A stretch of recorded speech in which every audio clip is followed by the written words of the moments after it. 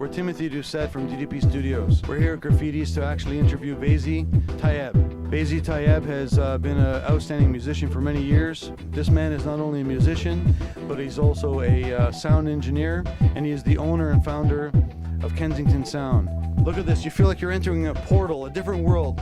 Get ready now, you definitely are entering a different world. This is the world, ladies and gentlemen, of Kensington Sound. And everyone here is going to have to introduce their name. I know, of course, Vezi Tayeb, the reason that we are, of course, celebrating this evening, his birthday. He says he's 38, but he might be fudging. That's a dog years. The original space of Kensington Sound, which started all the way back to the year of 1974, when we started rehearsing here. So that gives you some idea as to how old I might be, Tim. I might be. And then we were so successful that we took over the entire top floor of this building, which was all filled with rehearsal halls for bands, and we moved them out, and it took us about a year to convert the upstairs studio into a much larger facility, about 4 times the size of this, and it was a fully professional 16-track studio. And that was at a time where these things were possible for new business people like ourselves. We were young, we were enthusiastic. The economic climate was a little bit friendlier. The banks were certainly a little bit more supportive of independent businesses, and we just hit the, I don't know how you say it, just the right moment to really do all this. And we were booked solid from almost the moment we opened upstairs to about 4.5 years, 5 years down the road. We were booked about 20 hours a day, 7 days. What has actually been the most challenging musical experience inside of a recording studio? And or if you wanted to actually just even begin your career, did you ever have any kind of any feeling that or of doubt, or that people were not supportive of you? Was that also a challenge to make you break down? Well, of course, that's always a problem in the entertainment industry. I mean, whenever you're starting out, there's always people telling you can't do it, you never make it, you guys suck, or whatever, you know. And that was always something Kensington Sound had to fight, because we were in Kensington Market, which was kind of much funkier and much more downtrodden in those days than it is now. It's a bit gentrified now. So this was considered a very kind of scummy area where all the ne'er-do-wells hung out and all the bands that had no money hung out. So Kensington Sound developed a reputation as being a street musician kind of studio, not to be taken that seriously. If, you know, I'm just being honest here. But in the course of our career, we put out a number of phenomenal records that really turned a lot of heads, and that's what I would encourage any new studio owner or business, you know, owner or musician or artist, whatever, is that you got to get through that hump where everyone's telling you can't do something, and you just got to stick to your guns and say no. If you could leave behind a lasting legacy, and even try to phrase it even right now, what do you think that might be? What would be your lasting legacy you'd like to leave behind, either through your family or your work or who you are? I think I'm just really, really happy that I've survived this long, the studio has survived this long, and with the added injection of enthusiasm and energy from my new partners, the tradition of Kensington Sound will carry on. And the legacy of Kensington Sound, which I'm really, really proud of, is that we have helped so many bands and so many musicians pursue their own dreams like we pursued ours. I mean, there was a real synergy within the studio, and that's one reason why the studio has lasted so long and why it has such a good reputation, is because the musicians that recorded here felt that energy from us, because we're also songwriters and musicians ourselves. So we had a real great rapport with all the bands, musicians that recorded here, and we helped them. I mean, a lot of bands that came through here went on to have fantastic careers. And when it concerns ethics, how do you deal with people, and what is your line that you draw? Basically, what is your ethics in art? I have to say I'm concerned about ethics in art only in that I think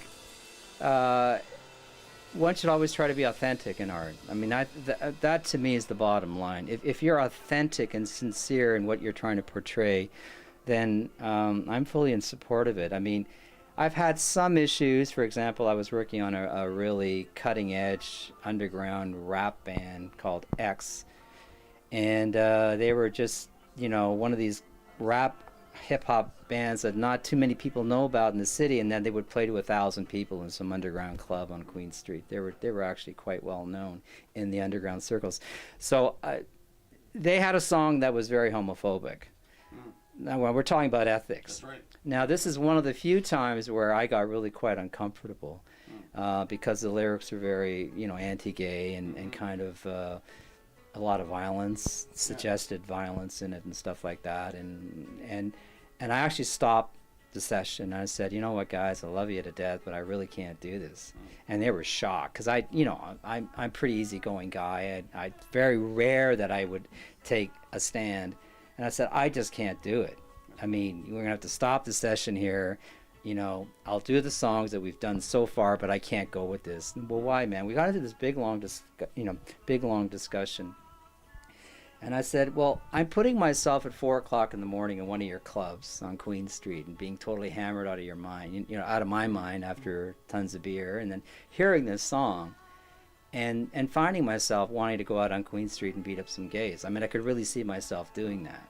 Or I could see your audience. They were that convincing, or that. Oh yeah.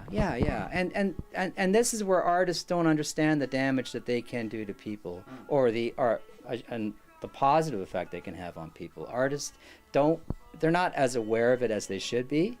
And I think that this is something that, and then when I said that, oh, come on, man, that would never happen. And then one of the guys said, well, actually, it kind of happened last week, didn't it? So then we got this big discussion, and we're all around, and some of them are smoking dope, if I could say that, and whatever. You can always say that.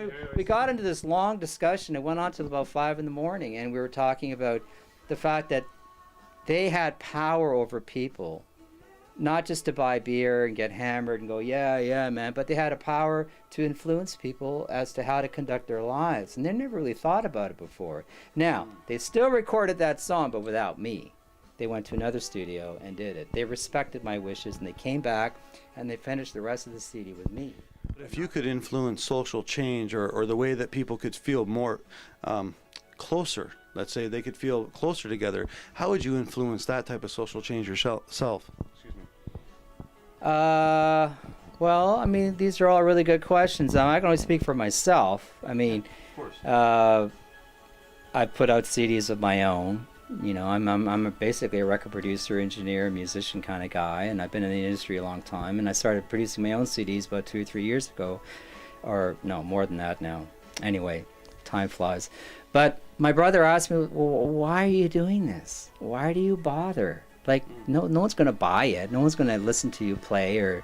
So why are you going through all this effort? Because the CDs cost me a lot of money.